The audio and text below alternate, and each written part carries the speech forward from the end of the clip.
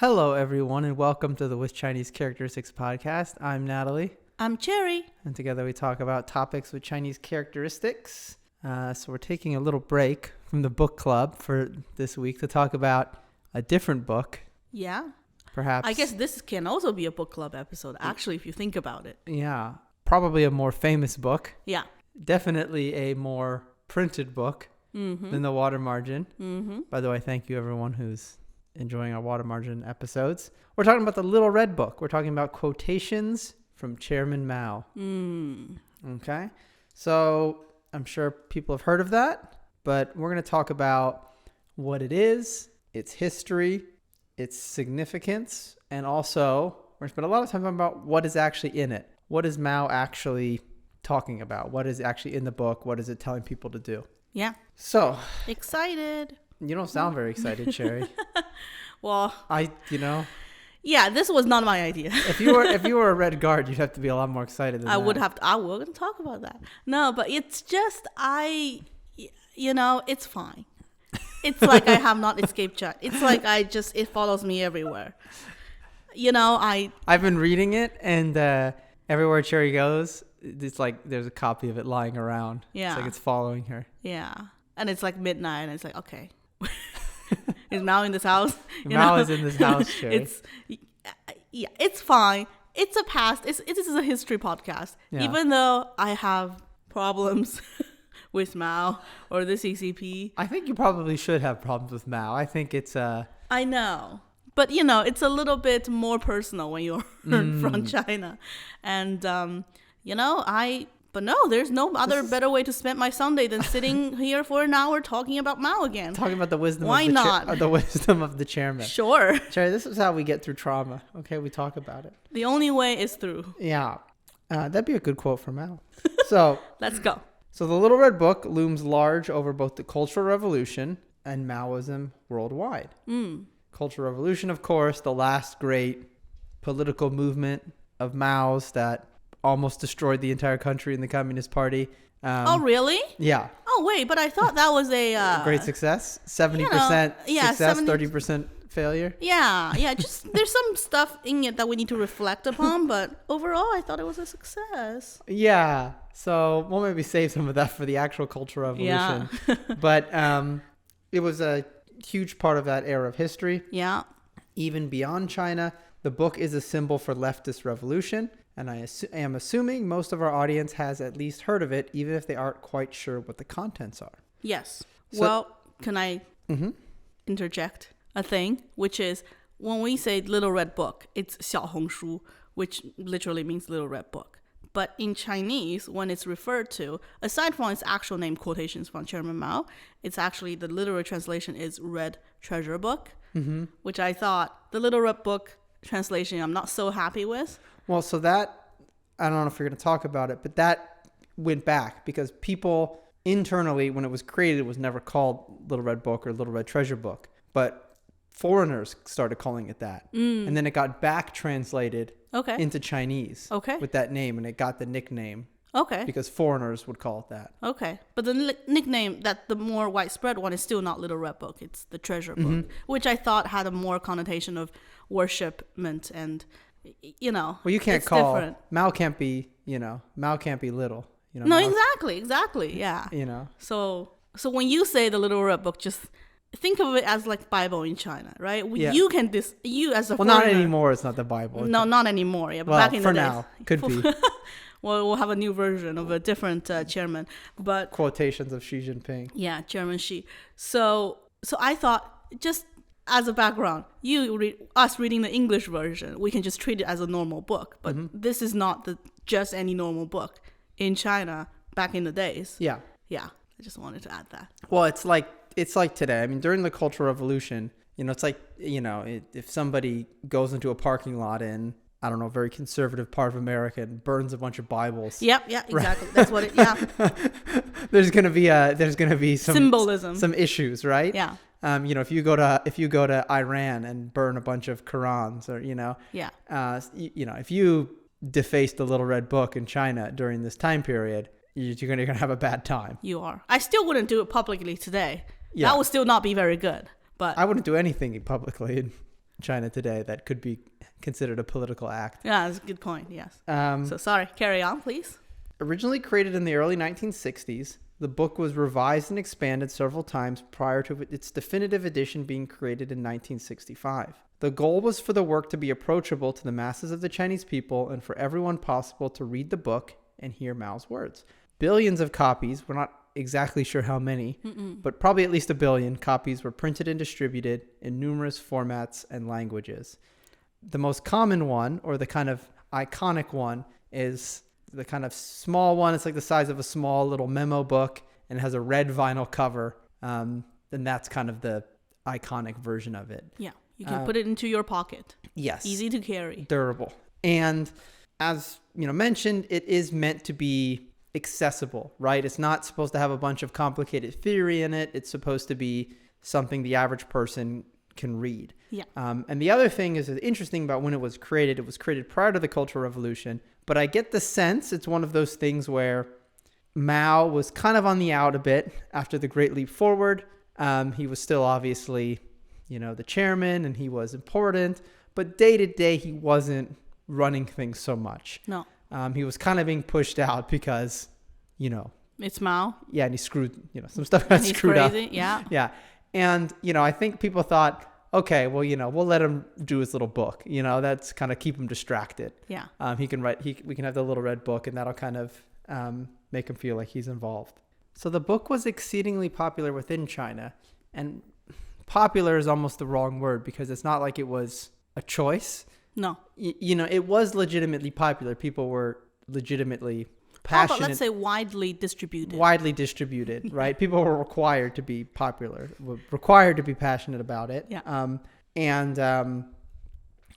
of the most iconic images of the Cultural Revolution, that time period, is crowds of young people, red guards, factory workers, whoever, holding up little red books in their hands at rallies and things. Yeah. It was also a very popular gifting choice. People will gift each other, versions of it. And then it's like a Bible. You can't, you have to you can't get rid of it.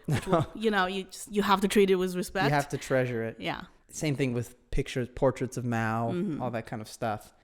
It was also very popular amongst protest movements worldwide. For example, the Black Panthers famously sold little red books to raise money for things. That was a surprise to me. Yeah, but they would also sometimes take copies and replace the Communist Party with the Black Panther Party and Chinese people with black people. Yeah. So, and I'm sure that happened other places too in the world because it is very much a book about a downtrodden people, at least Mao saw. The writing, I'm sure you're going to talk about, it's very universal. Yes. There's a reason why also. And it actually specifically talks, one of the only other groups of people it talks about is it does mention at least once racial justice in the United States. Well, yeah. Specifically, which is kind of interesting. So it was a worldwide sensation. So let's talk about it. But first, Cherry has some stuff about culturally the position of the Little Red Book in China. Yes. Sorry, it's crazy that it's a worldwide sensation. I had no idea. And we have no choice. You have a choice. Why are you doing it? But I guess there's a reason, Why are we reading the Little Red Book? Yes. Well, why did everyone else, the Black Panthers, why did it get so popular abroad? Here's the thing. No, I get why.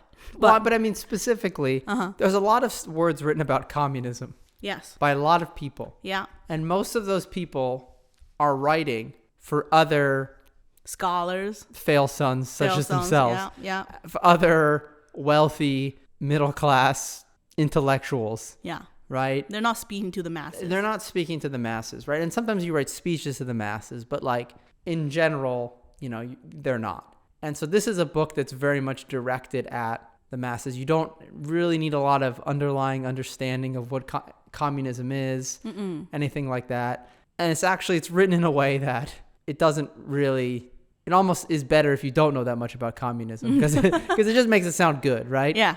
Well, to quote my favorite TV show, The West Wing, maybe less favorite nowadays because I'm jaded and cynical, but there was an episode about quoting the Little Red Book, and some speechwriter said, why are we quoting the Little Red Book? We're quoting communists now. And then the other writer said, How do you think the communists got everyone to be communists? You don't think a communist has ever written an elegant sentence? In this case, I wouldn't say elegant. I would say effective. Yeah. But Mao's not about elegance. no. So the last edition of the Little Red Book, like Natalie said, it came to a peak during the Cultural Revolution. But after Which is roughly, let's say, 1967 to like 1975 about. Yes. If you're not well, it's familiar actually with 10 years. It's officially 10 years. I know, but that's 1966, 1976. I know, but same. Don't try to shorten the sufferings of my Okay, people. sure. So the last edition was in 1979, 3 years afterwards. The CCP obviously had to figure out a way to survive after the Mao era. Yeah. And one of the ways to do it was to phase Mao out gently. So, It's like you're depreciating a software product. Yeah, exactly. So, but you can't denounce him because the party's legacy is built on him. Mao is now on limited support releases. Yeah, exactly. But again, you can't just can him, right? Because he's the legacy. Yeah, he's everywhere. Yeah. And well, your legitimacy is built on his reputation in a way. Yeah. So, not like there's not a constitution or anything to build the legitimacy of the CCP. Yeah. So they need him, but they're phasing him out. So the last edition, 1979, It's like the Republican Party right now and Donald Trump. Yeah. They're gonna phase him out. Yeah. Gently. Trump doesn't want to be phased out, though, Cherry. No. Well, the thing is, Mao's dead. Yeah, I so know. So obviously, it's easy to phase. If he wasn't dead, I don't think they could have. Yeah. He's one of those people, right? Mm-hmm. So I don't know if Trump is one of those people. Yeah. I will see. He's still calling the virus the China virus, by the way, a couple of days ago. It's crazy. So, last edition, 1979, they're like, let's not publish any more of this. Yeah. And today, you can't really get newly published Little Red Books in China anymore because, again, no one's publishing it.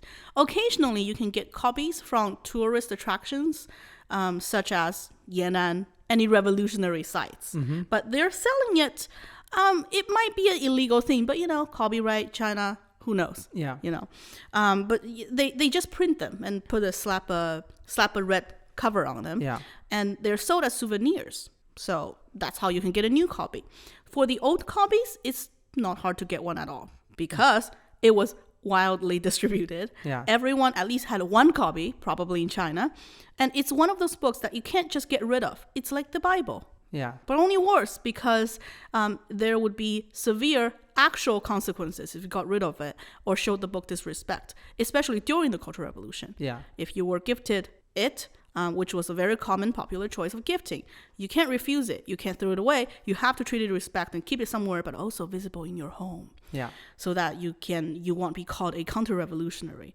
And so there's an abundance of them from the used book market today. Mm-hmm. Although, something to be said, the CCP has been cracking down on used bookstores, online or offline, recently in the past few years. So who knows how long those are going to last. But today, if you go on JD.com, as an example, a popular e-commerce site in China, I'm boycotting them. I have been boycotting them for a long time. But well, we're not in China. I don't think we need any JD.com stuff, good. But it's good to know. Yeah. So, but there are many used Little Red Books listed on the page if you search for it. One anecdote is that apparently, if the Little Red Book still had the pages of Lin Biao's words, which I'm sure Natalie will get to, there are some people tore some pages out because in China, overnight, you're Mao's enemy, you're canceled, right? So they're very good at this whole canceling thing. Yeah, just briefly. So one of the things you can tell if you have a Little Red Book from that era is Lin Biao, who was for a time at the start of the Cultural Revolution, Mao's kind of chosen successor. Yeah. One of the things the favorite song. The Little Red Book he was heavily involved with is to curry favor with Mao. Mm-hmm. And he wrote the foreword. He wrote the foreword and had a picture of himself with Mao in it. And when Lin Biao, the state, decided he was a traitor and they possibly shot down his plane with a missile. Yeah. Which is a conspiracy theory. Everybody tore. Well, we don't know. Okay, either that or it crashed. But either way, so they had everybody tear out the pages of the Little Red Book with Lin Biao in it. Yes.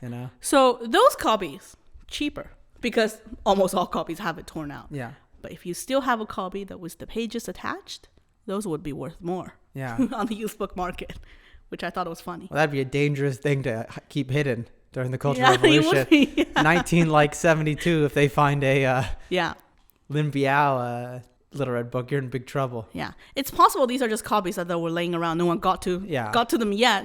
No one got around to torn the pages off. But those are the rarer versions today circulated.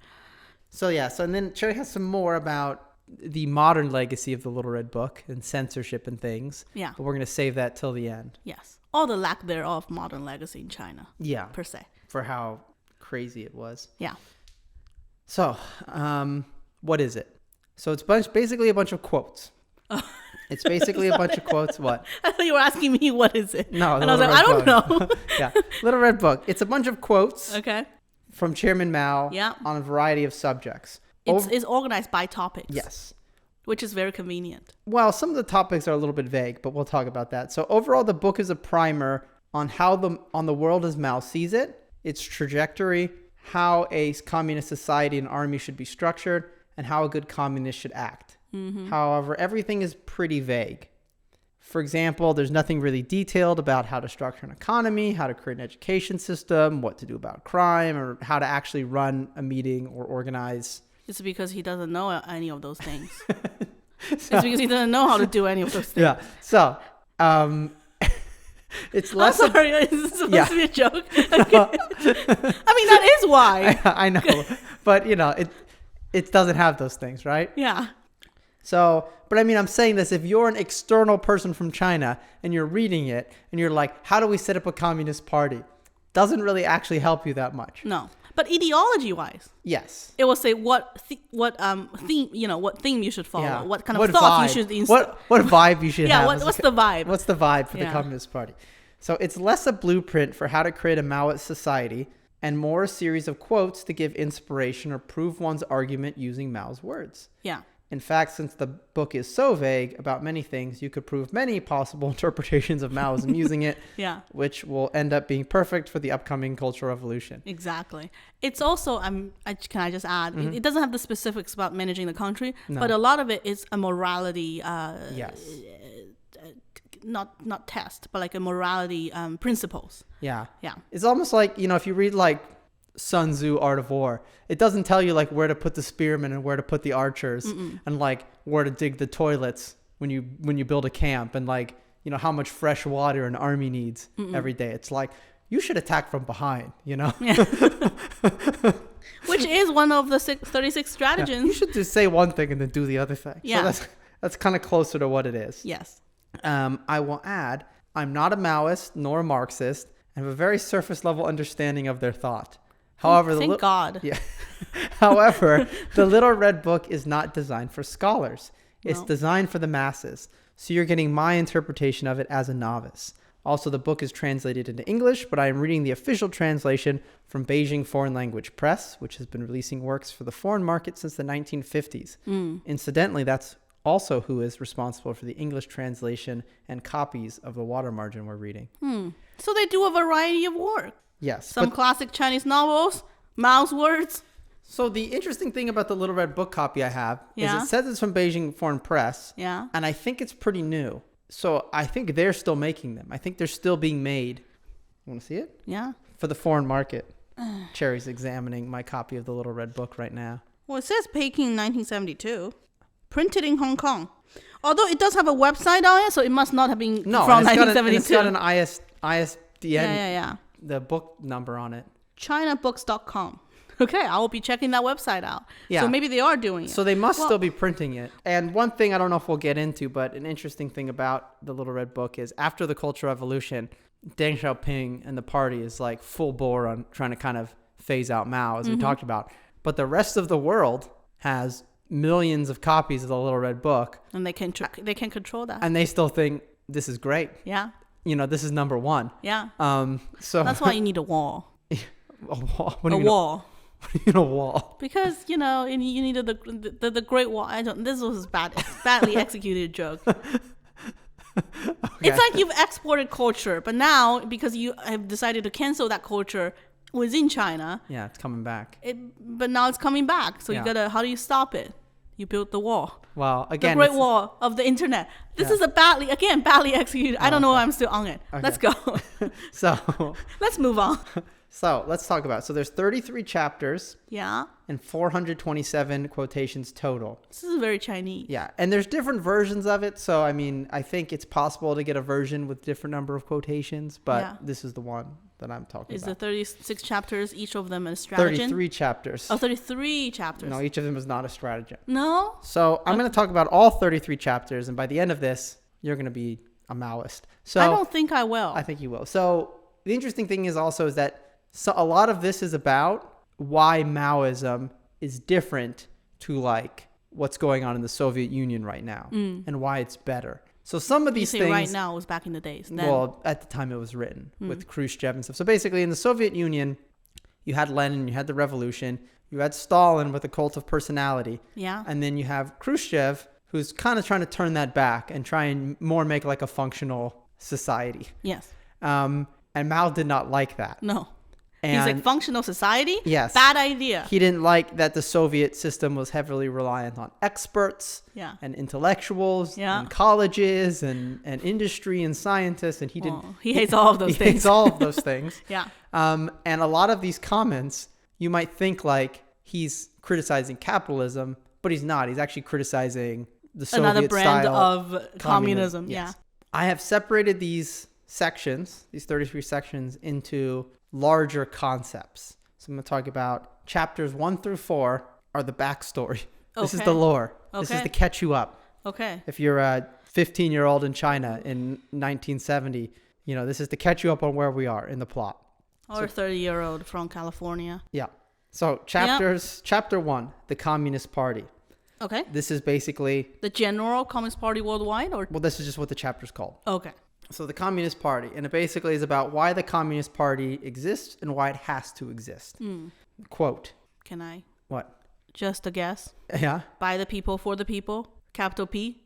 Well, yeah. I mean, basically it says, if there is to be a revolution, there must be a revolutionary party. Oh. Without a revolutionary party, without a party built on the Marxist-Leninist revolutionary theory and the Marxist-Leninist revolutionary style, it is impossible to lead the working class and the broad masses of the people in defeating imperialism and its running dogs. So saying we have to have, if we're going to have a revolution, somebody has to lead the revolution. And that happens to be us. Yeah. And we're really good at it. Yeah. So number 2, I'm not going to talk about all of these that much, but classes and class struggle. So these are the chapter titles. Ooh, okay. So it's basically everything good and bad is because of classes. Classes cannot be changed. They're immutable. Yeah, that's why 3 generations back, if your grandfather or grandmother was a landlord, you're one of them too. Yes. And there's always going to be a working class. There's always going to be peasants. There's always going to be bourgeoisie. There's always going to be intellectuals. If class is not, what's the word he used again? I don't know if he used this word, but they can't be changed. If class cannot be changed, how is that different from, like, the Indian caste system? How is it different from the caste system? I don't know. Isn't that one of the old world's chains that we got to break? Maybe. Isn't he just building a new set of chains? Maybe if they work in the countryside enough, they'll kind of get a thing. Okay. But it says, in a class society, everyone lives as a member of a particular class, and every kind of thinking, without exception, is stamped with a brand of class. Okay?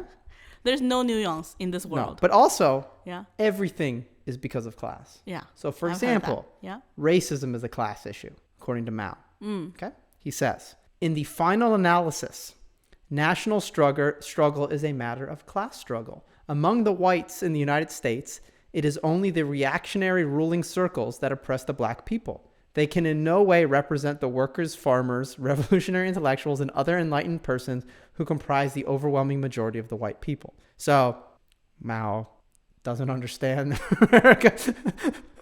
Yeah. You can very much be all strata of society and be a racist in America, right? It's not just rich white people who are racist, right? No. It's not even just white people who are racist in America, right? No. But anyway, it's all because of class. Once class goes away, according to Mao, it will all go away. It'll all go away, right? Because we won't have any reason to be racist. No. And if you want to elucidate more on it, to in a more the kind of more full argument given by communists is that like the poorer white people are, racism comes from above, and it's pushed on poorer white people to get them to do what the richer white people want. Yes. But, even though in the long run, it benefits them to not be racist. Yeah. And it benefits them to have a more equal, diverse world. Yes. But they don't know that. Can I just insert a disclaimer? Yeah. We're going to go through all these chapters. You're going to go through the theories. Yeah. I have this urge to counter all of them because I don't want this podcast to become a microphone, not a microphone, like a speaker's phone. No, but we got to talk about what's actually in there, okay? Okay, but I just say we are in no way endorsing any of these. We're not endorsing, but what I am. All of these are bullshit. No. Let me get this in. All of these are bullshit, and even if they sound great, there's a reason why it's propaganda. Okay? But what I will say, is that Mao does not follow his own words. No, and a lot of the stuff not. in there, it's all going to go out the window. Yes. As soon as Mao... Because it's fake. Because it's fake. That's literally what propaganda means. Okay. I just want our listeners to remember that. But you got to know what's in it. So... Yes. But we're not endorsing it. No. So he says... Then it also talks about for classes, it can only change by armed revolution. So he has explicit calls for violence and says anyone who thinks otherwise is fooling themselves. And this is his famous quote. Yeah. A revolution is not a dinner party. No. Or writing an essay or painting a picture or doing embroidery. It cannot be so refined, so leisurely and gentle, so temperate, kind, courteous, restrained, and magnanimous. A revolution is an insurrection, an act of violence by which one class overthrows another. Gandhi will have something to say about that. Yeah. Well, so without Gandhi, he would say was just one different kind of bourgeoisie taking over from the it's not British a total revolution. Okay. So if you're a peasant and if you want to, I don't know, live a new life, if you want to achieve equality, you gotta abuse and kill the landlord. That's the only way. Well, they've been abusing and killing you, Cherry. Fair's fair. Well, wait, what? I said they've been abusing and killing you by having control. Oh, the landlords. I'm the peasant in this case. You've been abused for 3,000 years, Cherry. Okay. Well, actually, there are some peasants that were like during the land reform. I know. Can I just work this in? I can't. We need a balance of like this. Otherwise, this is in danger of becoming. It's not. My problem is that these words are very effective. Typical counter-revolutionary talk. I know. Yeah. Typical reactionary talk. Right I know, but it's just that's how fear. That's how much fear has been instilled in me. Right. Okay. There actually was a lot of peasants during the land reform. Was like. Actually, our landlord is fine. Like, he's very kind. He's very nice. He's very reasonable. Sounds like dinner party talk to me, Exactly. And they're like, we don't want to abuse and kill them. Sure, we'll take the land. Why do we have to beat them? And the party officials go, you have to beat them. Yeah. So. Yeah. You're either for us or against us. Yeah. And the revolution is eternal because there's always going to be reactionaries popping up and you got to stamp it out. So that's classes. That's the view on classes. Okay. So chapter 3, socialism and communism, explains why socialism is good. It's all happiness and rainbows. Why communism will win. It says the socialist system will eventually replace the capitalist system. This is an objective law independent of man's will. However much the reactionaries try to turn back the wheel of history, eventually revolution will take place and will inevitably triumph. It's like gravity. Yeah. Socialism is gravity. Yeah. It's a scientific law, even though it's not. I like socialism too, by the way, not Mao's brand. Yeah. I think there should be more socialism, but yeah. So he explains why we need collectivization. Yeah. Socialization of agriculture, collective farms and all that. He also explains the concept of the people's democratic dictatorship. And this goes into some of our voting laws. He says, the people's democratic dictatorship uses two methods. Towards the enemy, it uses the method of dictatorship.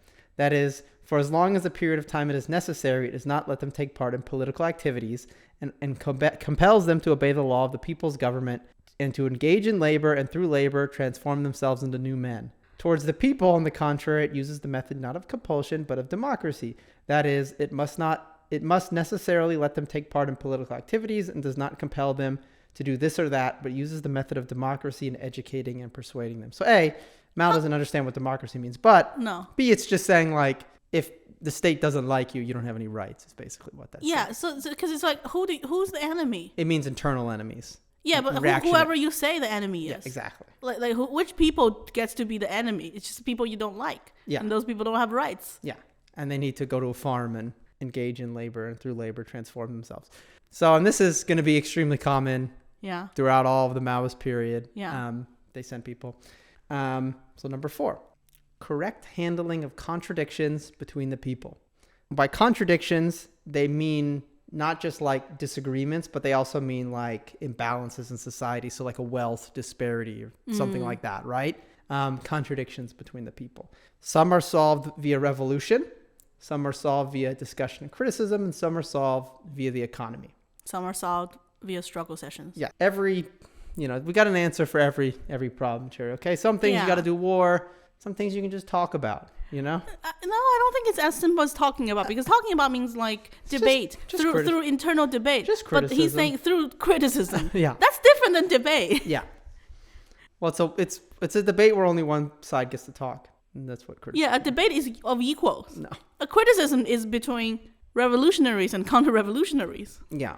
It says, the only way to settle questions of an ideological nature or controversial issues among the people is by the democratic method, the method of discussion, of criticism, of persuasion and education, and not by the method of coercion or repression. Now, obviously, on the surface, that sounds kind of crazy, considering what the Communist Party does. Mm-hmm. But if you listen to our brainwashing episode, it's not, if you think about it from a propaganda perspective, like the Russian government or the Soviet government would just shoot people, right? They would just round people up and shoot them. Clean death.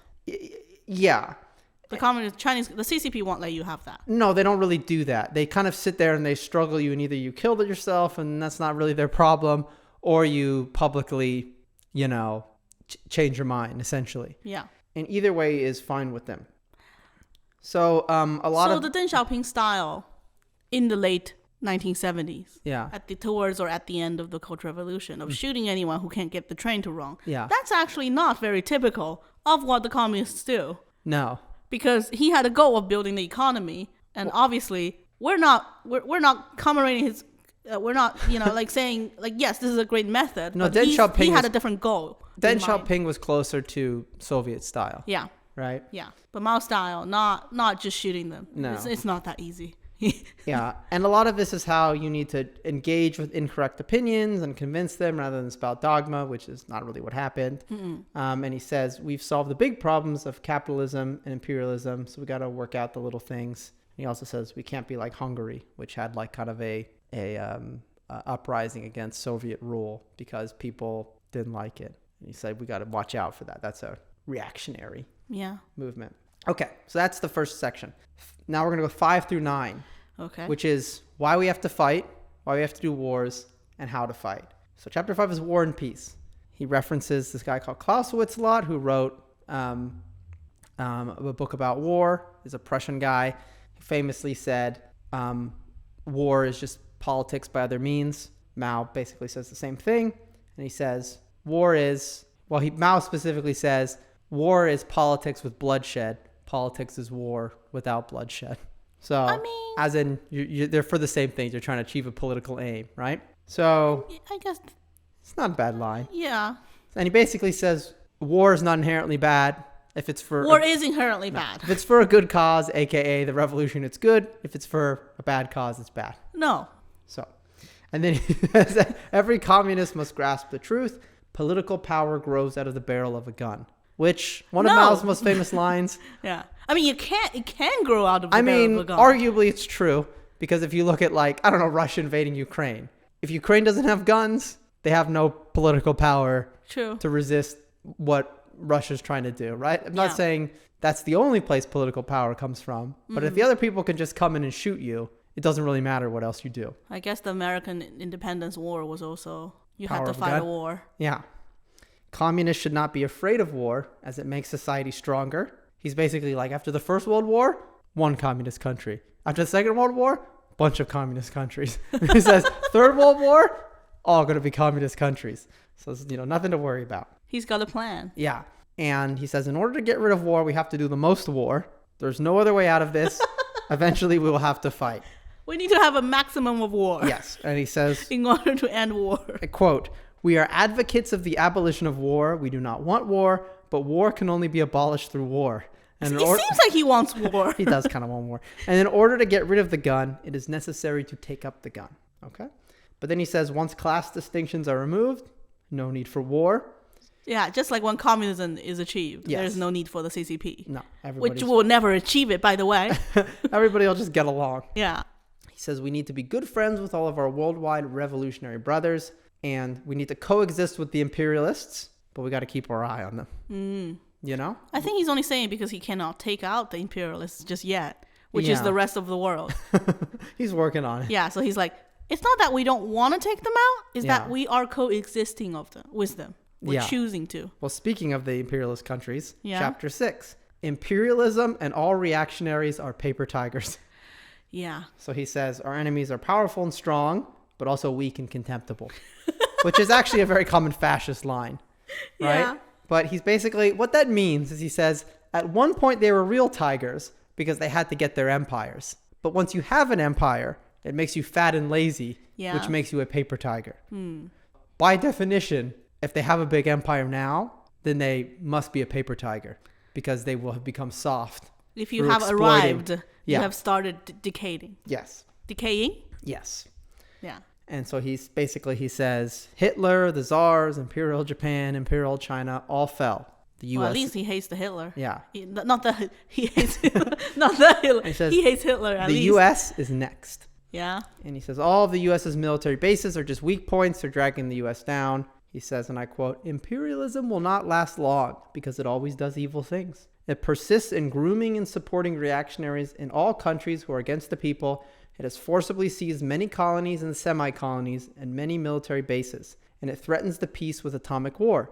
Thus, forced by imperialism to do so, more than 90% of the people of the world are rising or will rise and struggle against it. Yet imperialism is still alive, still running amok in Asia, Africa, and Latin America.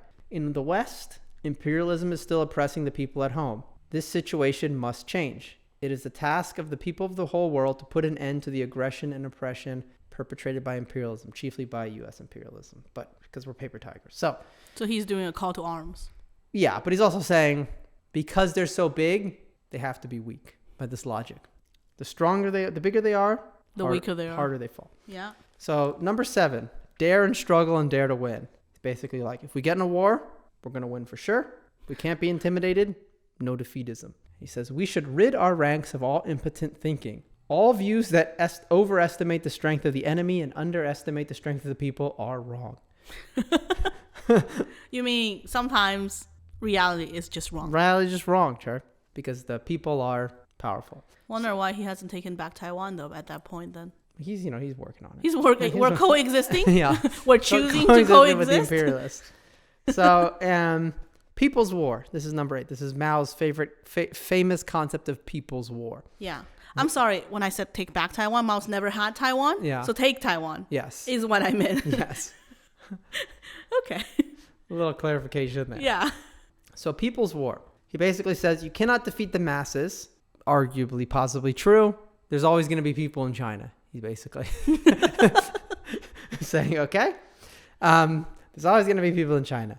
And he says the richest source of power to wage war lies in the masses of the people. It is mainly because of the unorganized state of the Chinese masses that Japan dares to bully us. When this defect is remedied, then the Japanese aggressor, like a mad bull crashing into a ring of flames, will be surrounded by hundreds of millions of our people standing upright. The mere sound of their voices will strike terror to him, and he will be burned to death. That was in 1938. Man, the Japanese really has done Mao a lot of favor. That's all I'm saying. Yes.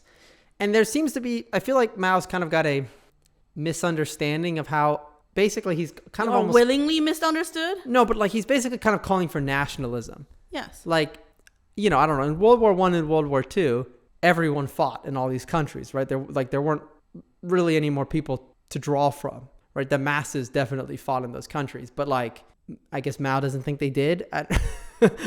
Like the only way you can mobilize the masses is through communism. Anyway. Yeah. So basically says, those are imperial soldiers now. That's true. Those are not the masses. Their hearts aren't in it. Yeah. He's a lot of kind of pseudo strategy here. He's like, you got to attack because if you don't attack, you'll never win. No. You want to preserve yourself while destroying the enemy. Yeah. Did he borrow any from the 36 stratagems? No, but he's like, some strategies about where to attack and when. He's basically like save the big cities for last. He does do that. That is a thing the communists did. encircled they took over them. the encircled them. They took over the Countryside. countryside. Also, it was easier to the KMT strongholds was in the cities. Yeah, and you don't want to get bogged down in city fighting and stuff. Yeah. And so, you know. Well, the KMT tried that in Shanghai. Didn't In multiple places in China. It did not go well. work well, yeah. Yeah, and basically says the goal is to destroy enemy forces and capture the countryside. And cities are more like prestige. Yeah. And we don't need them. No. So we'll save them to last. Yeah. Number 9, the People's Army. The army is for fighting, but it's also a political and labor organization. He's speaking the truth there. Yeah, the army must be powerful enough to resist all of the enemies of China, but it also must fully understand that it serves the party. Yeah. It's not a national army, but it's the people. It's the people's army, but it's really it's the party's army. military. Yeah. It says our principle. This is quote. Is that the party commands the gun, and the gun must never be allowed to command the party. No. Which, that's a normal thing about civilian control of the military elsewhere in the world. But yes. 10 and 11, these chapters are about how to do political work among civilians. He talks about, chapter 10 is leadership of party committees. Basically says we must guard against individuals taking charge of organizations and have committee meetings decide things. We have to have more meetings. But he's an individual taking charge of things. Shh. So, we must guard other individuals. Yeah, besides Mao. Because Mao is correct. And then a lot of the stuff, it sounds good, but like obviously on a grand scale, it didn't really happen. It says you need to actually learn how to work together, how to cooperate. You need to hear opinions from below, work with people who have different views. And all that's fine until it bumps up against something the party doesn't like. And then you absolutely should not do those things. Yes. So, Well, it says you need to listen for voices from the below. How do you do that? Do you have an election? It doesn't say any of those things. So it's all just empty propaganda that make them sound good. Yeah. There's no way to actually execute it whatsoever because they don't want to execute it. No, and he also basically is like, you have to learn the data. You have to be concise, some kind of like... He doesn't want to be concise. No. Have a head for figures. That is to say, we must attend to the quantitative aspect of a situation or problem and make a basic quantitative analysis. Every quality manifests itself in a certain quantity, and without quantity, there can be no quality. To this day, many of our comrades still do not understand that they must attend to the quantitative aspect of things, the basic statistics, the main percentages, and the quantitative limits that determine the qualities of things. They have no figures in their heads, and therefore cannot help making mistakes. Basically saying you have to look at reality. You can't just imagine your way out of things, which is exactly what Mao is going to do. I can see how that can be used in a way that benefits him, though. Because the reality is there's going to be 20% counter-revolutionaries. Yeah. If you think there's not going to be that many, if you go, that doesn't seem right. Everyone in this factory seems like a revolutionary. That's because you have ignored the quantitative, statistical reality of the world, which is that there must be 20% of you that needs to be struggled against. Yeah. Exactly. That's true. How convenient. So number 11 is one of the more important concepts in Maoism, which is the mass line. Theoretically, how policy is determined on a local level and even on a national level in a Maoist society is the mass line. Okay. So basically, the masses are all powerful. They have all of the collective, it's like, the Force in Star Wars. They have all the collective knowledge, all the collective industry, all the collective power. Yeah. And we just have to know how to extract it. Well, okay. He knows. He's the one who's embodying all this knowledge and power. But so the mass line, he says in his quote, all correct leadership is necessarily from the masses to the masses. Yeah. That means take the ideas of the masses, scattered and unsystematic ideas, concentrate them through study to turn them into concentrated and systematic ideas, then go to the masses and propagate and explain these ideas until the masses embrace them as their own, hold fast to them, translate them into action, and then test the correctness of these ideas in such action. Then once again, concentrate ideas from the masses and once again go to the masses so the ideas are persevered and carried through. And so on, over and over again in an endless spiral with the ideas becoming more correct, more vital, and richer each time, such is the Marxist theory of knowledge. On paper, Cherry's rolling her eyes, you're a cadre. You go to a village. You say, what are you guys unhappy about? What do you need? What do you think we should do? You do some polling. And then they all say like, oh, we're hungry. I don't know, we don't have enough land, whatever. And they go like, well, what I'm hearing is we should kill the landlord. Yeah. Is we should kill the landlord. Yeah. And then we should take their stuff. And then you do them and you do that. And then they come back and then they go, oh, this is okay, but we want like a tractor. And they go, well, what I'm really hearing is we should collectivize all your farms. Yeah. And and so that's sort of the cynical view of it, and that's actually kind of the reality of it. But it's not the cynical view. But that's basically, exactly how it was executed. You supposedly go to the people, you hear what they're saying, and you're saying, well, actually, what it sounds like what you want is what Mao wants. Yeah. And okay, then you need to do that. He is talking about policy making. Yeah. If you're really looking at this in an uncynical view and just understanding it to be literal, he's just basically talking about policy making. Yeah. Which is, that could be how it works. People go, I don't know, the river's water's dirty. You have a town committee polluted, meeting. Right? And then people go, oh, it's polluted because there's a factory, and, experts come in and they try to figure out why, and they concentrate it into... I'm sorry. I should stop borrowing the words. But the difference is, though, yeah, with something like that, though, in like, let's say the United States, is that arguably there is some sort of process then that's defined for how you take those ideas and turn them into law. Yes. You have elections, you have meetings, you can see what the law is, Mao doesn't even know what the law is. It's but this is how the mass line supposedly functions. And yes, at a certain point, you are just taking public opinion and making policy. But most of the time in Maoism, it's more of like you're taking the public opinions and then telling them. Well, you're taking it and you're thinking about how can you use... Yeah, how can we work this into communism? Yeah, no, how can we... Yeah, but more like how can we use these to our own advantage? Yes, these frustrations. Yeah, and these are just opportunities for us to grasp onto more power. Yeah, they're pain points. Yeah.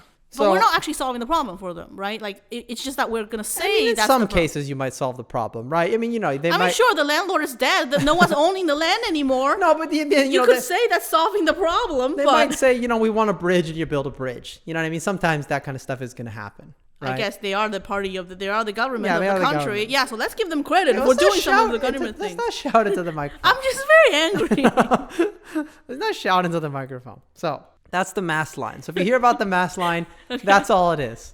I can't shout at Mao, so Okay, well I'm not Mao. I know, but this microphone is what I have. I know I look similar, but if you're gonna no, you don't look similar. No one looks like Mao. Mao's his own thing. Oh. But if you have to make me here sitting 2 hours listening to Mao after I have thought that I put that behind me, okay? We're never going to put Mao behind us. God. Okay, so 12 through 16. Okay. This is some shorter ones. This is how the army should be trained and organized. How people's army should be trained and organized. Mm-hmm. So political work, number 12. This is mostly just like about how the army needs to be political. It can't be strong unless it's political. That needs that basis for morale. Yeah. Number 13, relationship between officer and men. So compared to obviously the nationalist Chinese army or the imperial Chinese army, there was much less of a distinction between officers and the lower ranking people in the Red Army, at least starting off. Okay. Uniforms are similar. People aren't covered in like gold braid and stuff like that. So I'm basically saying we need to have a general level of respect for each other. He says, on the 3 major principles for the army's political work. First, unity between the officers and men. Second, unity between the army and the people. And third, the disintegration of the enemy forces. To apply these principles effectively, we must start off with this basic attitude of respect for the soldiers and the people, and out of respect for the human dignity of prisoners of war once they have laid down their arms. So this is actually not that cynical, because in reality, this is how the PLA acted towards prisoners, because especially during the Chinese Civil War, the KMT is a huge source of recruitment, right? They would just grab people and, hey, you're on our side now. Yeah. What about the Red Guards, though, and their enemies? Well, this and is not about wars. I know, but this is before the Red Guards. Okay. And this is about the Red Army specifically. Okay, well, I'm just saying. You got to remember, this is before the Cultural Revolution, and this is about, the PLA specifically in wartime. Okay? So. Cultural Revolution was kind of like Civil War, though. Well, it was exactly like Civil War. Yeah. So, number 14. I'm just saying the Red Guards didn't get anything from this chapter, is all I'm saying. They didn't treat their prisoner of wars with dignity. No. Relations between the army and the people. Okay. Basically, the army the people must view the army as their army and not as an external force. That it represents them, not like an outside thing coming in to conquer them. Yeah. The army must assist people.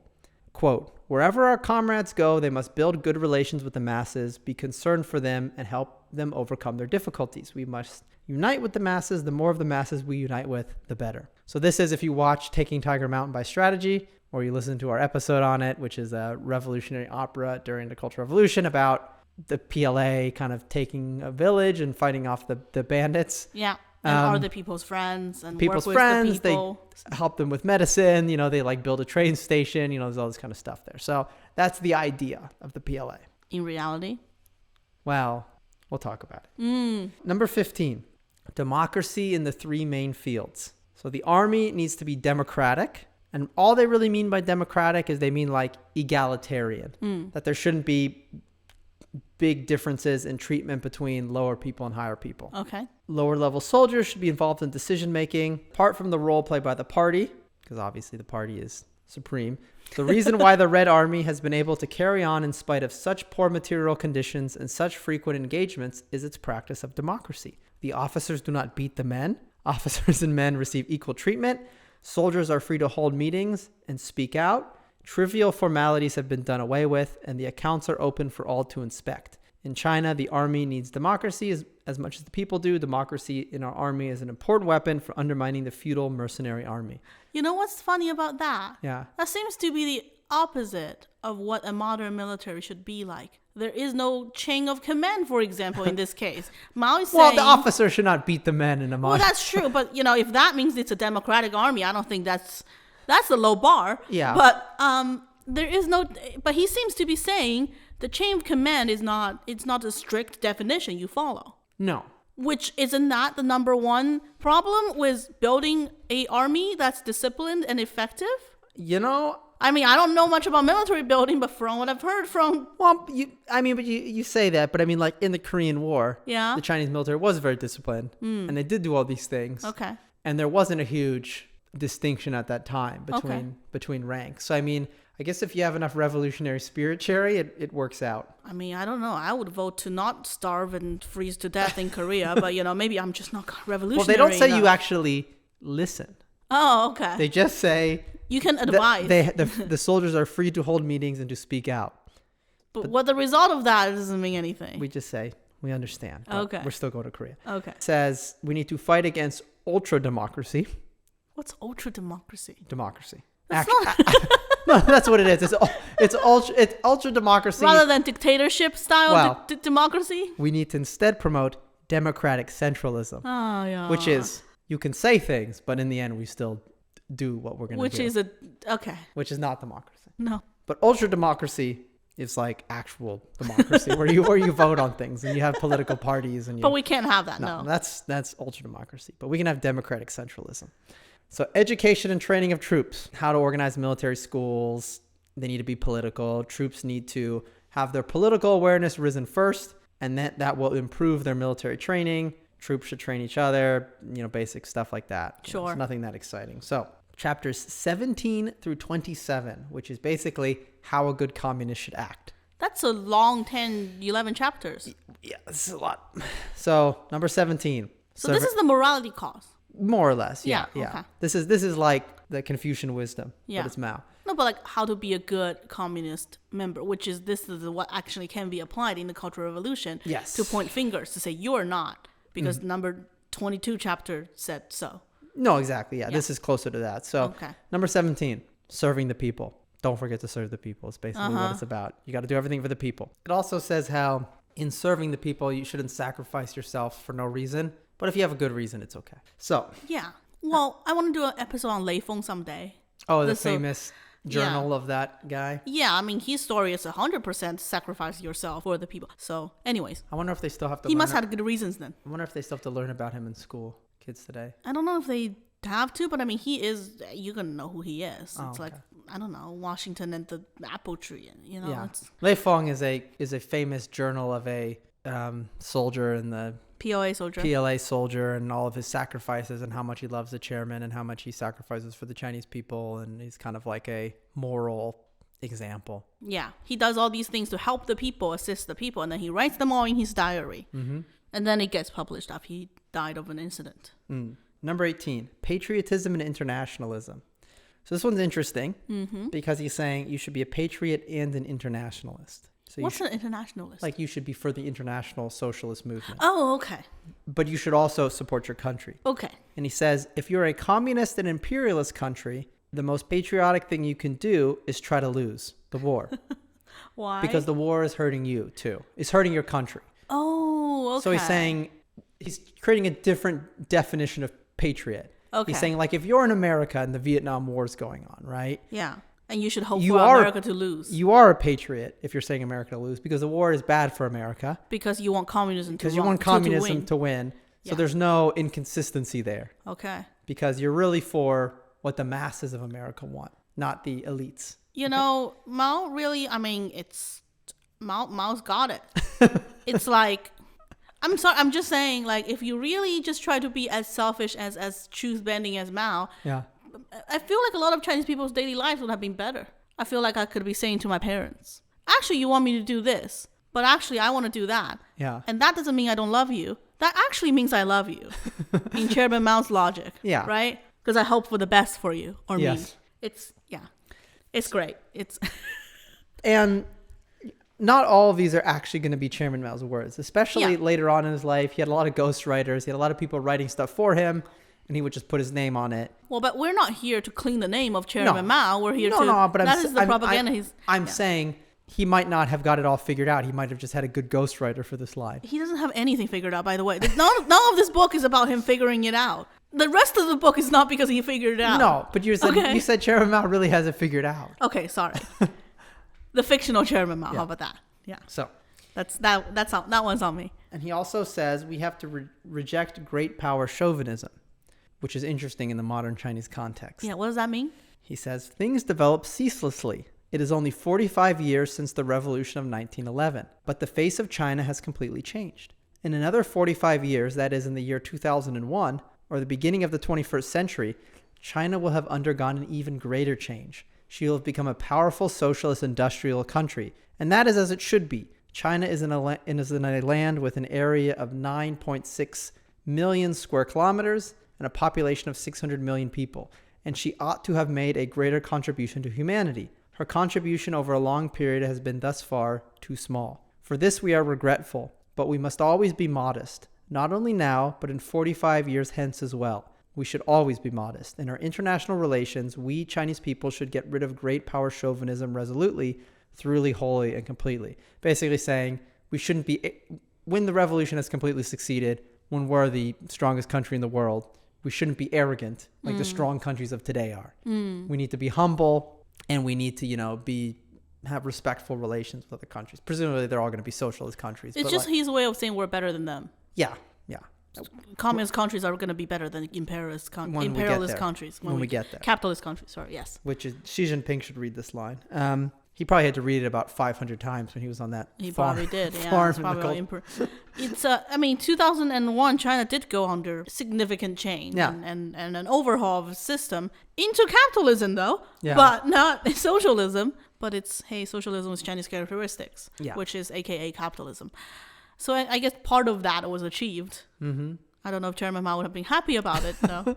You haven't gotten rid of great power chauvinism, though. No. That's still there. Still working on that one. So number 19, revolutionary heroism.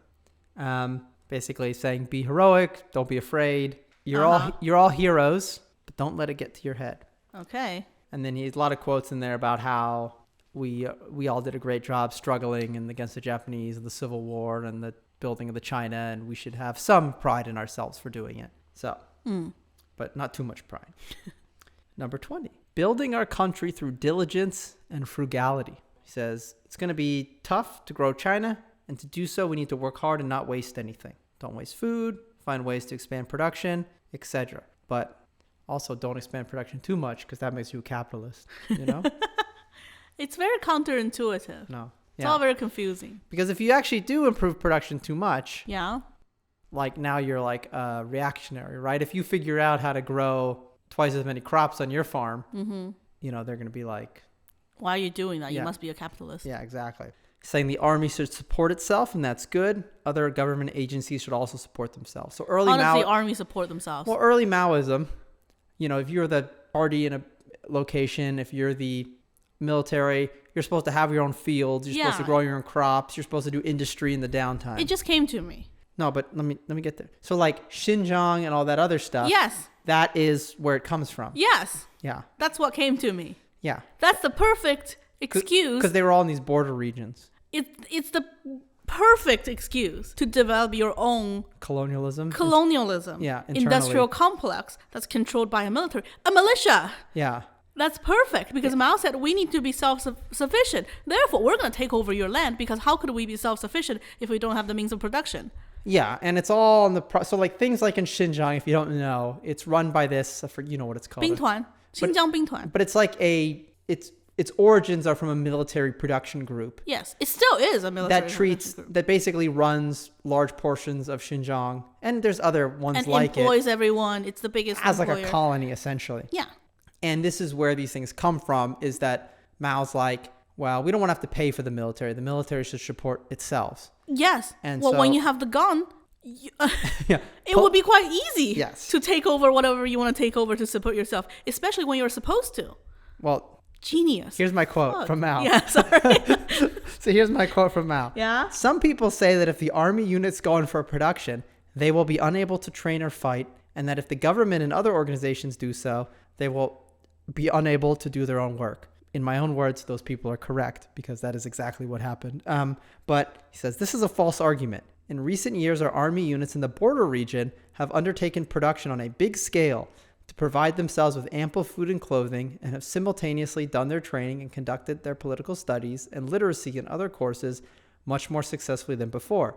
And there's a greater unity than ever within the army and between the army and the people. While there was a large-scale production campaign at the front last year, great successes were gained in the fighting. In addition, an extensive training campaign was started. And thanks to production, the personnel of the government and other organizations live a better life and work with greater devotion and efficiency.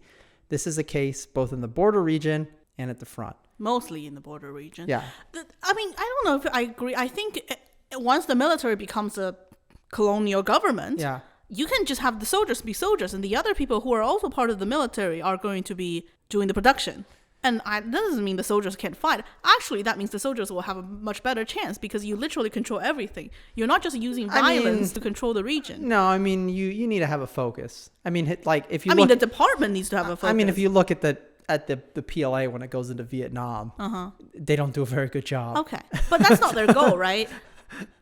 I know, but if you think about the goal, the performance, performance grading is on how well they control Xinjiang. They do quite a great job. But you're going to then promote people based on that, not on their ability to lead troops. Okay. And obviously that's going to be where all the money is, right? No one's going to want to, you're not going to get any money by doing the actual fighting positions. No. It's all going to be. So anyway, it corrupts the military pretty heavily. I mean, I think you can see that also places like Russia where the military is. I know, but it's not corrupted to the point. I mean, it's good news for Ukraine. Yeah. But it's not good news for Russia. No. And not for the people. No. Because internally, the military is not corrupted enough to not be able to keep a hold of the country. Yes. They're still going to be able to do that. Yes.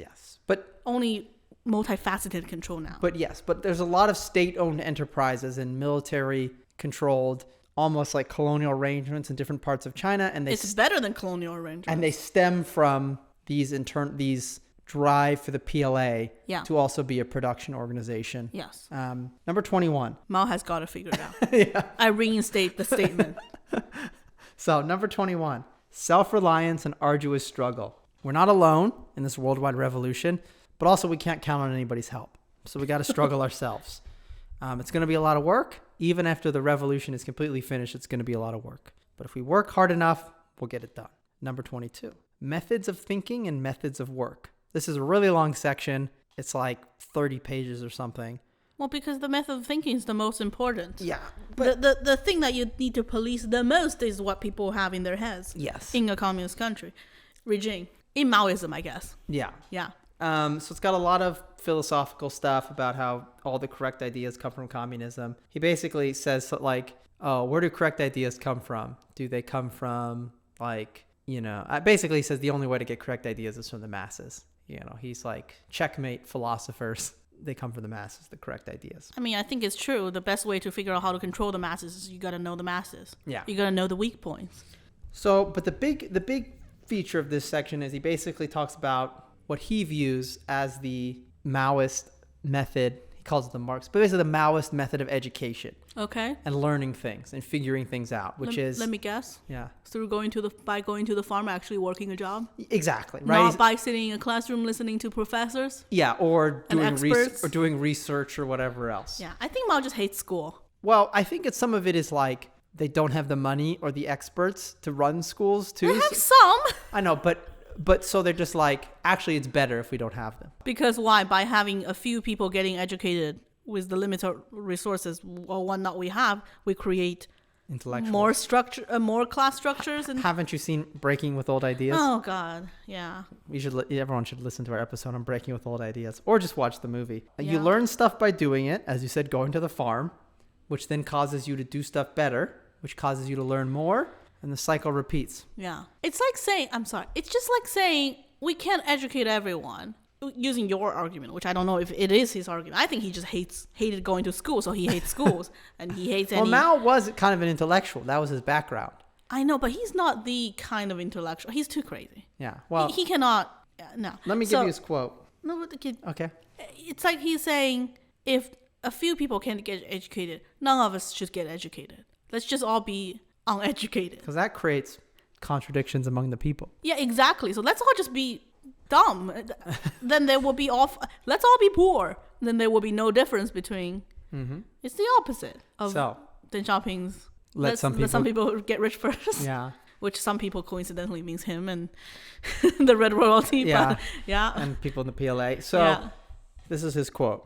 Whoever wants to know a thing has no way of doing it except by coming into contact with it. That is, by living in its environment. If you want knowledge, you must take part in the practice of changing reality. If you want to know the taste of a pear, you must change the pear by eating it yourself. If you want to know the theory and methods of revolution, you must take part in revolution. All genuine knowledge originates in direct experience. So he says, so this is a little bit questionable when you think about like things like medicine. Mm-hmm. But he's like, sometimes you have to fail to learn. And he says, ideas on their own are useless. This isn't a quote, but they're just metaphysics. You only find out if they're useful by doing it. So he's like, you can learn things from a book. You can get some level of ideas from a book, but they're useless unless you actually try them. And I think he's more saying not just ideas. My impression is that he's saying theories as well. Yeah, don't believe in any theories until you've experimented it yourself. Yes. Even though modern science is built on proven theories, and you build on that theory by knowing that theory. You don't have to go into the I don't know, the tower that's tilted in Italy to test out what gravity means. And also the issue though is with Mao is like what he's saying, if you think about this on a small scale, you're like, oh, well, that's just the scientific method, right? You have a hypothesis, you do experiments. Yeah, but on a large scale. But on a large scale, it's kind of crazy. It's telling you to not trust anything. It's on one thing if like Mao has his crazy farming ideas for the Great Leap Forward. It's one thing if they're like, we'll have a test farm. Yeah. We'll do it. We'll see how much rice we can grow. Yeah. We'll do a comparison. But Mao's just like, no, let's just try it. The whole country. Everyone change your method today to this unproven method. We'll find out if it works or not, right? Yeah. So number 23, investigation and study. You have to investigate problems. There's some details on how you create a work team to investigate something. How do you create a work team? You grab some people with different views and you send them somewhere and they come back and they write a report about, what they should do.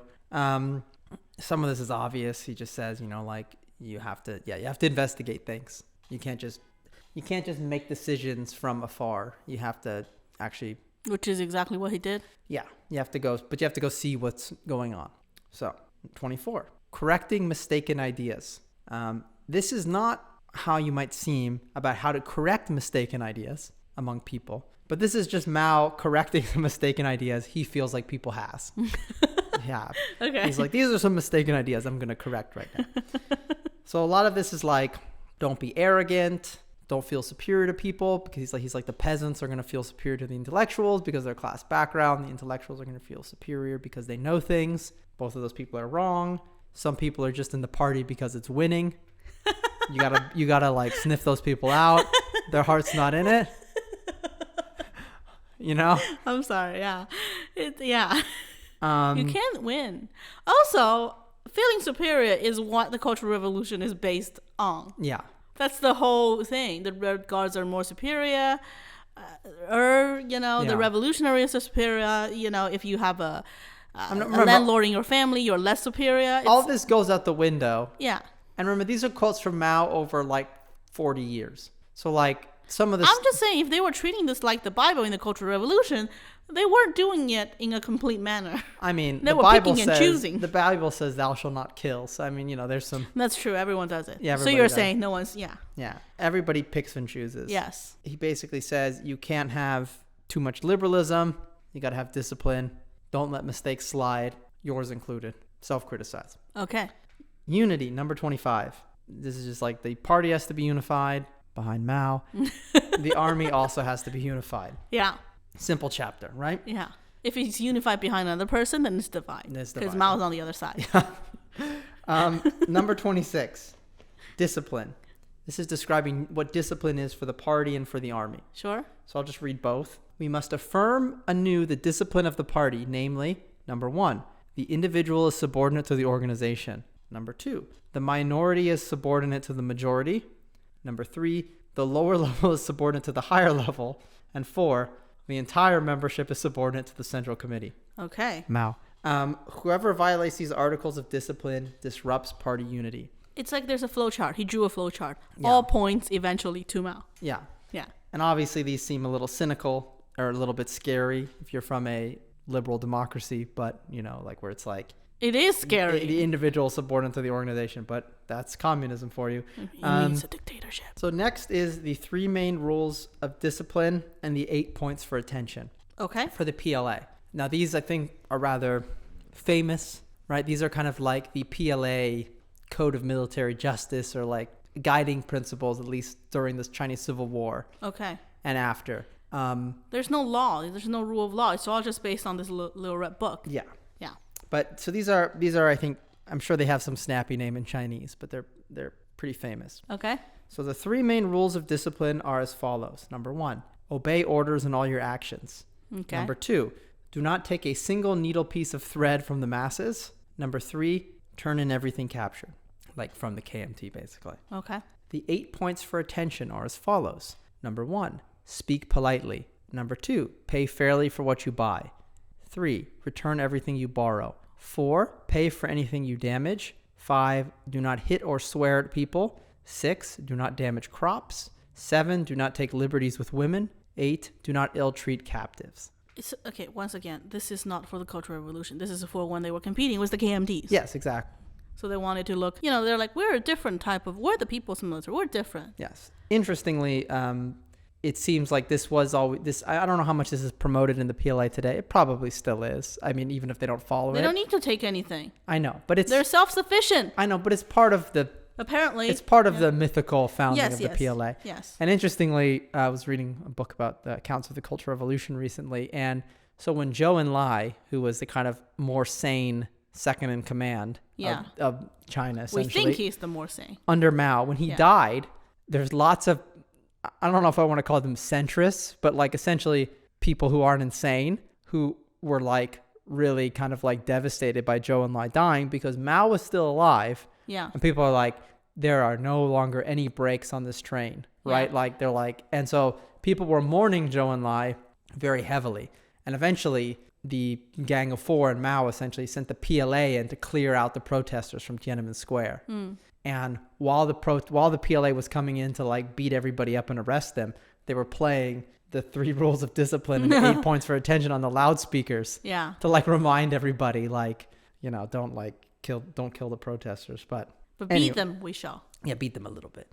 So number 27, criticism and self-criticism. And also for the 3 rules of discipline and 8 points for attention, if you're starting a communist revolution in another country, right? This would be good propaganda to use. Right? This is like to say like, oh, we're not like the other army, right? We don't do anything. This is like a PR section here. So number 27, criticism and self-criticism. So some tips on how to do criticism correctly and why it's important. For more details on self-criticism and criticism, you should listen to our brainwashing episode. Yeah. But he says, Conscientious practice of self-criticism is another hallmark distinguishing our party from all other political parties. Now, when you think about this, remember, other political parties, other governments have self-criticisms. They're called elections. Yeah. Right? But there's not that in the party. So the only reflection has to come from internally. Yeah. I feel like it's just a byproduct or maybe like a method of power struggles within the party. Yeah, it is. Yeah. They just officialized it. Yes. Basically. But, I mean, it doesn't work. But that's the argument is that instead of, we don't need to have elections because we're always criticizing ourselves. Yeah. So he says, dust will accumulate if a room is not cleaned regularly. Our faces will get dirty if they are not washed regularly. Our comrades' mind and our party's work may also collect dust and also need sweeping and washing. Brainwashing, again, comes from a Chinese term. But the proverb, running water is never stale and a door hinge is never worm-eaten, means that constant motion prevents the inroads of germs and other organisms.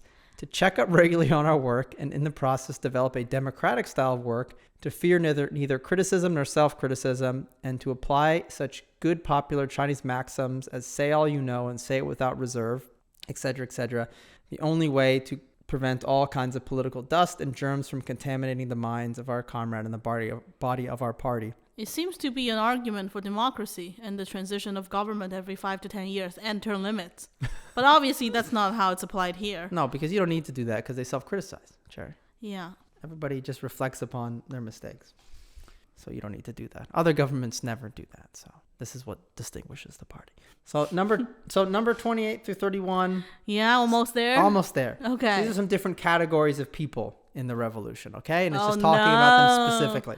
Okay. No, but this is where you can put people in groups and discriminate based on So number 28. Class. Yeah. Communists. Yeah. What makes a good communist? And this is mostly what you'd expect. You know, you got to work hard, never forget the people, fight for the revolution, etc., etc. Which is absolutely what all the CCP members does all the time. And I feel like this quote from Mao is a good example of how communists behave historically and worldwide. He says, communists must listen attentively to the view of the people outside the party and let them have their say. If what they say is right, we ought to welcome it, and we should learn from their strong points. If it is wrong, we should let them finish what they are saying and then patiently explain things to them. Is that why all of the countries where the communists are the government, there is no opposition party? No real opposition party? No, it's just because they're people. They don't need opposition parties. They will listen. Because people are so happy with it. Yeah, exactly. Yeah. Okay, so number 29 is cadres. Cadres are important. Cadres are the basic structure of how a Maoist political system is run. The hitmen of the party. You have a group of people in an area and they run stuff, right? Yeah. So he's saying we have to train more of them. We have to figure out how to train all of the existing cadres. Came up in the revolution, came up in the Civil War, but now you're having younger people who weren't forged there in that struggle. When you need new blood. We need new blood, so we have to figure out how to train these people. Yeah. We have to carry on communism in the correct way, not like Khrushchev and the Soviets, and how to use them, how to judge if a cadre is effective. Also, that cadre should take part in labor, too. Self-production. 30. It is a hard job. Being a cadre? Well, inside of a party for anything. Yeah, it depends on where you're a cadre at. If you're in a cushy location, it could be okay. Yeah. So number 30, youth. Youth are the future. We got to integrate them into the revolution. The red guards. Yeah. Alarm. Well, and he basically says... Let's get them when they're young. Yeah. It can be a little hard. Yeah. Because the youth didn't experience the revolution. They didn't experience China pre-revolution. Yeah. They only know what we tell them about how it's like. So we got to make sure they understand the correct things. Yes. I mean, I will say, churches get people when they're born. Yeah.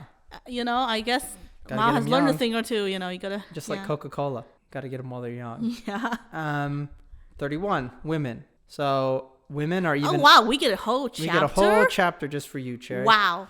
I feel so special. For the Chinese Not women. Not patronized at all. Yeah. And this is specifically Chinese women, right? He said women are even more oppressed than men. And we'll get into that. Which is true. We need to support them because we need their labor. Yeah. For the revolution. Well, you need half the country, the other where the patriarchal government is not getting. Yeah, exactly. Yeah. We need twice. It is a smart strategy. Yeah. I will say. it is. We need twice the hands in the fields. Yeah. But in reality, what that often means is women have to do all the regular child care stuff. And extra stuff on the field. Yeah. But, so women hold up half the sky is not in this, which is the famous quote Women from Mao. already did hold up half the sky. Now women just have to hold up like 75% of the sky. But Mao said that later on in the Cultural Revolution. So it's after this book, that quote. Okay. So this is what Mao says for women. And this is, I think, an interesting quote. So he says, a man in China is usually subjected to the domination of 3 systems of authority: political authority, family authority, and religious authority. As for women, in addition for being dominated by the 3 systems of authority, they are also dominated by the men. Which is true. The authority of the husband.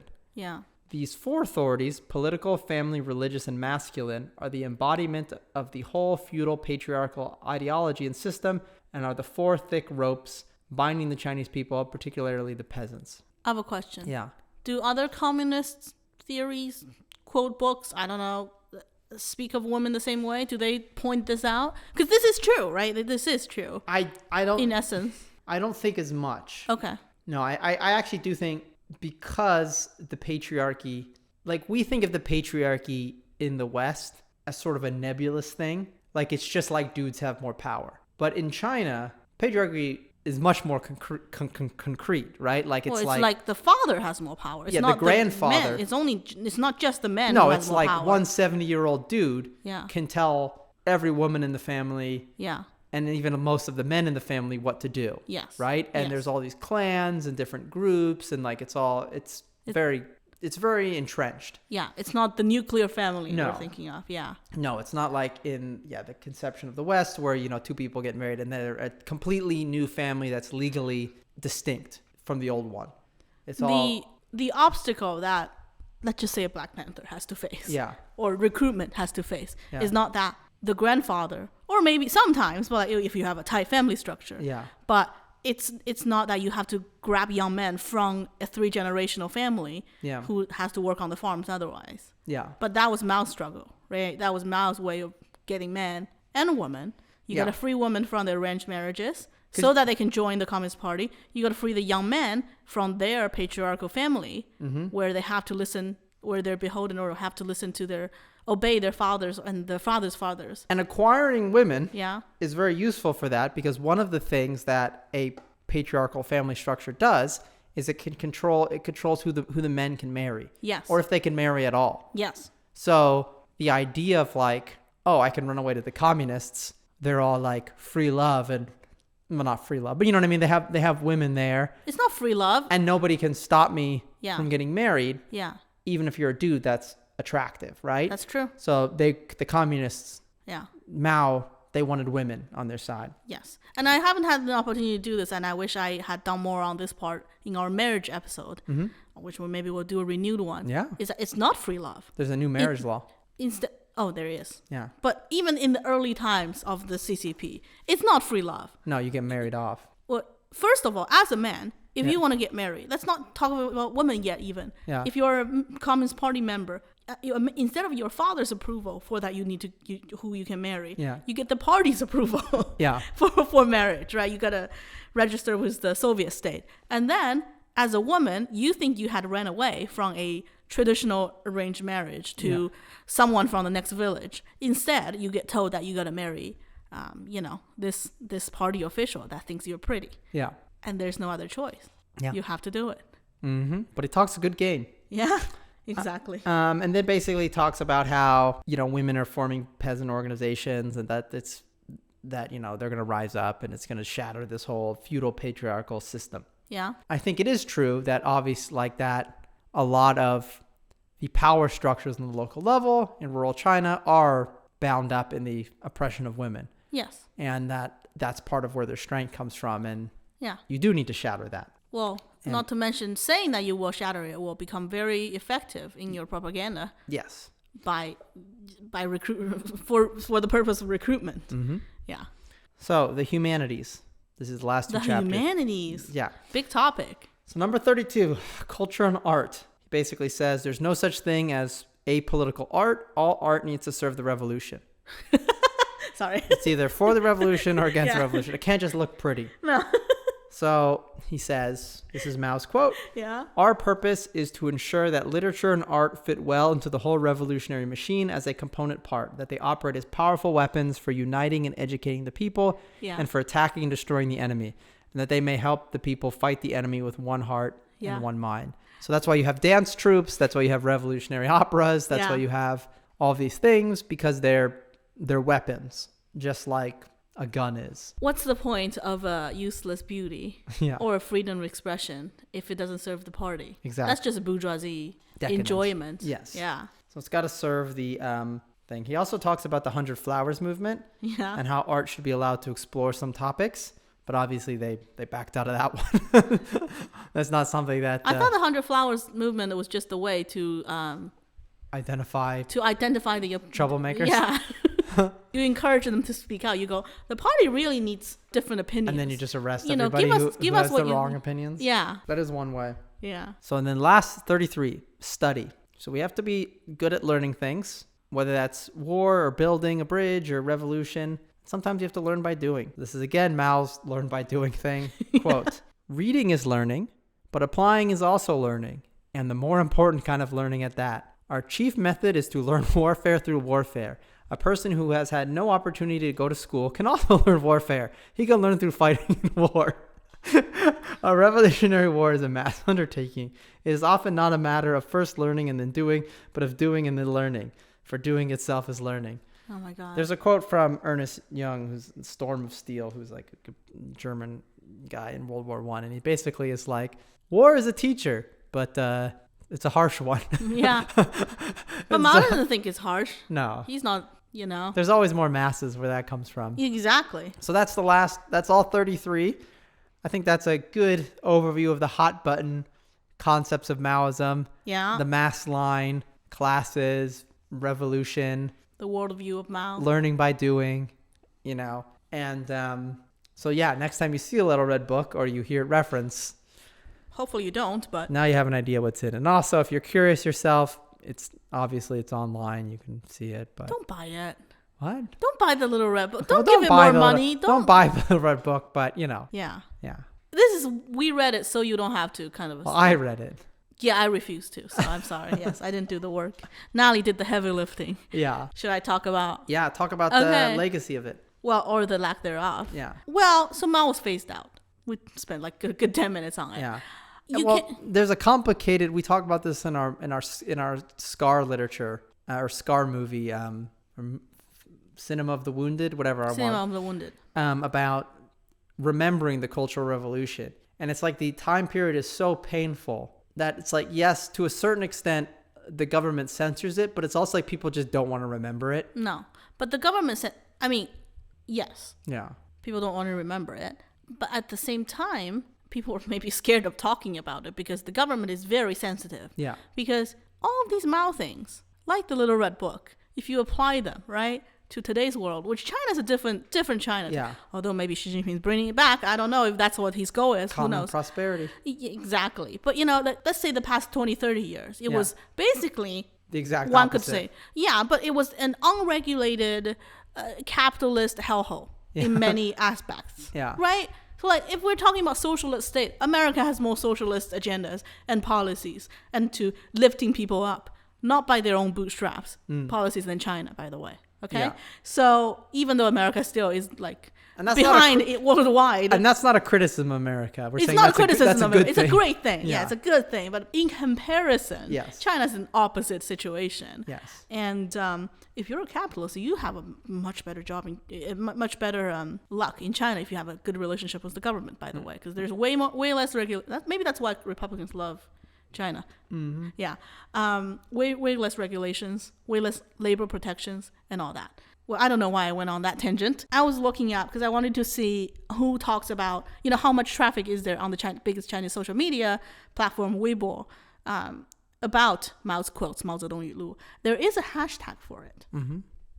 It doesn't seem that popular. If you search for the Red Treasure book, it's all about the GREs, the TOEFL exams, the English tests and all that. But if you actually search for the literal Mao quotes, right, there is a hashtag. In the past few days, it got a few hundred to more than 1,000 clicks every day on average. Mm-hmm. However, which is like nothing on the grand which is scheme. nothing. I mean, even on Twitter is nothing. Yeah. Not to mention with Chinese numbers. But what's interesting is that there was zero traffic for a month before that. And you can see, which I'm sure on many other social medias too, you can click on a hashtag and to see its traffic, flow chart over time. And it's just, even though the 1,000 clicks a day is a small number, you can see it's a stark contrast when it all dropped down to zero for like 30 days. And this was the 30 days. This was the month of the party congress. Yeah. Where Xi Jinping where a lot of things happened. Became president for life. Yes. Well, became emperor, basically. Yes. Well, he was already president for life by 2013. So, but this officializes it, right? This makes it official. So, I don't know. So this is likely. We don't know for sure. It's not like they publish what they block or censor during the month. But this is, I think I'm pretty confident to say this is one of the keywords that was censored. I mean, probably Xi Jinping is censored. You know what I mean? Like you can't talk about him. So it doesn't mean it's necessarily a bad thing.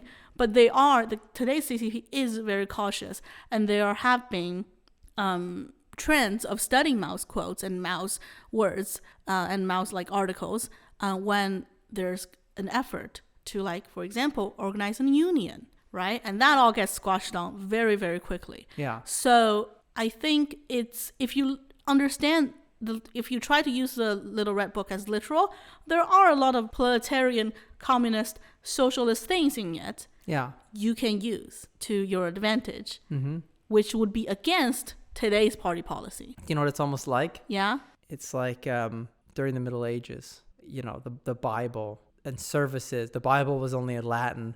The services were only in Latin. Yeah. You were supposed to know that, like, because you don't want people to actually read it. You don't want people to actually understand it. Yeah. Because some of that stuff might go against the structure of society today, right? So you just want people to worship it, but not understand it. Yes. And that's sort of like where China's at with Mao, is that he's great. He was the founder of the party and all this. Well, he wasn't the founder of the party, but he was the great chairman and all these things. Yeah. And he's on Tiananmen Square. I mean, he was the party for a good 30-40 years at least. Yeah. He was the party, right? Yeah. Yeah. But don't ask too many questions. Don't worry too much about what he actually said or wanted to do. Yeah. And that's the thing about the protest. Okay, so during the party congress, there was a protester on the Sitong Bridge in Beijing, which surprised everyone which is very brave. Very brave. Also, like, it's Beijing at this time was under tight control, right? Yeah. There was no train that goes into Beijing. You really have to go under heavy scrutiny in order to travel in and outside. So, and people has responded, right, in China and abroad. Mm-hmm. And there's all these universities abroad where international students, activists, go and put on the poster and try to spread what the poem that he had written, right? Mm-hmm. We want to be citizens. We don't want to be slaves. We want to be, we want to just make a living. We don't want more of these zero COVID policy. Yeah. And there will be counter, not protesters, but there will be people putting up propaganda right next to it, right? Yeah. Or there will be people, the little pinkies, the I guess, I don't know, the nationalists, CCP supporters. They try to rip those posters off. And I don't think they don't get, the problem is not that we can't protest. The problem is that they also cannot do that in China. They can't voice support for Mao or voice too much support for the actual agenda or talk about Xi Jinping too much. No. You can't do either, because if you have one side, that means there's going to be a debate. Yeah. You can't encourage neither side of the voices. Yeah. And that's one of the problems. Mm-hmm. So you can't express any political opinion. Even for them. Yeah. Yeah. So, this is my tangent. Yeah. You made me sit through 2 hours of Mao quotes. I get to go on a tangent about the CCP. Well, hopefully that's interesting to people. The water margin is going to be returning next week. And then we're probably going to try and do like one regular episode a month, non-water margin stuff. But yeah, I just kind of wanted to do this one because I do feel like what Mao actually wanted to do is kind of nebulous to people. And I just kind of wanted to get it out there as a baseline from when we talk about future stuff. Like maybe if we talk about the Cultural Revolution, we'll kind of have laid some groundwork. Yeah. This is part of the lore. The Well, it is. Yeah, it's part of the lore. Yeah. All right. Well, thank you for listening, everybody. We appreciate everybody who tunes in, and have a nice day. See you next time.